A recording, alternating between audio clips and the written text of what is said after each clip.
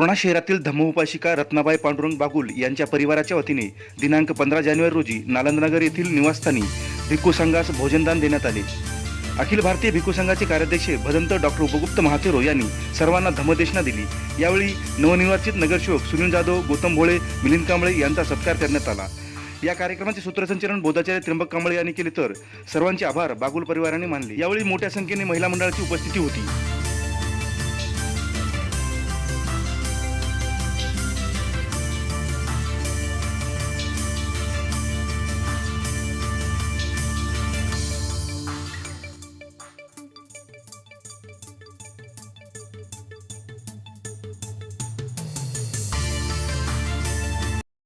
सहपान्या परिकल्पिता अनुकंपं उपादाय पटिगन्नातु मुक्तमं द्वितीयंपि तृतीयंपि वसनं शीतलं शुद्धं पानीयं मधुरं इमं पूजये पूजनीयस्सं पूजाभाजन मुक्तमं द्वितीयंपि तृतीयंपि पटिशंखा योनिसो पिंडपातं पटिसेवामि नेवदवाय नमदाय नमुण्डनाय न विभूषणाय यावदेव यमस्सकाय सकितियापनाय वीक्षुपरित्या ब्रह्मचर्यानुगाय इति पुराणञ्च वेदनं पटिहंकामि नवन्ति वेदनं नोपादेशं यात्रा च मे भविष्यति अन्नवज्जता च फासु विहारो चाति साधु साधु साधु।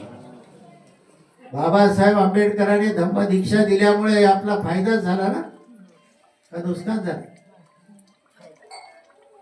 आणि जे जे बाबासाहेबांच्या या दीक्षेच्या पावलावर पाऊल ठेवून जे आले त्यांचं भलं झालं। शैक्षणिक दृष्ट्या, सामाजिक दृष्ट्या, राजकीय दृष्ट्या, आर्थिक दृष्ट्या ती माणसं पुढे आणि पुढे जात आहे।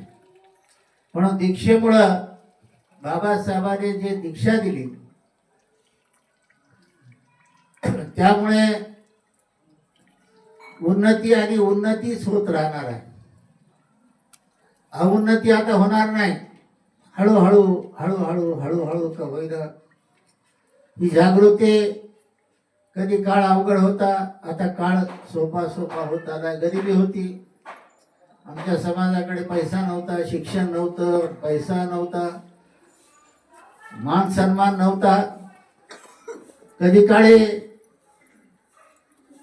गावामधलं पाटलाचं किंवा गावातलं लग्न कार्यक्रम असेल तर सर्व गाव जेवल्यावर आम्हाला बोलवायचे, उरलं तर ते द्यायचे, थोडं थांबा थोडं थांबा असं होईपर्यंत आमचा माणूस कळ काढायचा।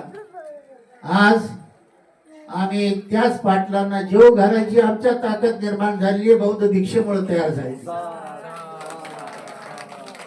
आम्ही आज त्यांना जेव घालू शकतो पंक्तीला। कधी काळी आम्ही त्यांच्याकडे पाहायचो, उरलेली बुंदी त्यांची उरती काय ही वाट पाहायचो। आज आम्ही पाटलाला गुलाबजाम घालण्याची, खाऊ घालण्याची ताकद बाबासाहेबांच्या या दीक्षेमुळे आपल्यात निर्माण झाली। शिकलेली मुलं, शिक्षणाची ताकद, शिक्षणाचं वजन, शिक्षणाची किंमत ही फार मोठी असते। बघा, तुमचं प्लॉट कोणी चोरील नाही, कोणी शेताचा धुरा चोरायला नाही, कोणी तुमचा पैसा अडका चोरून नेईल, कोणी तुमची काही वस्तू चोरून नेईल, परंतु तुमचं ज्ञान कोणीही चोरून नेऊ शकत नाही। ते ज्ञान मात्र तुम्हाला तारून नेतं, त्याची चोरी होऊ शकत नाही। तुमचं ज्ञान तुमच्याजवळ, माझं ज्ञान माझ्याजवळ, ज्ञान कोणी कोणाचं चोरून नेऊ शकत नाही। नैतिकता, स्वभाव कोणाचा चोरून नेऊ शकत नाही। बाकी सगळ्या गोष्टीची चोरी होईल। म्हणून धम्मामुळे आमच्यामध्ये एक नैतिकतेची ताकद, ज्ञानाची ताकद, शिक्षणाची ताकद। आज आमचा माणूस दिल्लीच्या सुप्रीम कोर्टाचा आमचा माणूस जज हो, न्यायाधीश आहे। सर्व जबाबदारी, सर्व काम, पत्ते पयावंश हे परिषदेचं चांगल्या पद्धतीनं यशस्वी करीत आहेत. आपण सर्वांनी या कामाला साथ द्यावी. आज पांडुरंग बागुल सर्व बागुल परिवाराने स्वामी संघाला भिक्खू संघाला भोजनदान दिलं. त्याबद्दल परत एकदा त्या परिवारासाठी मंगल कामना व्यक्त करतो.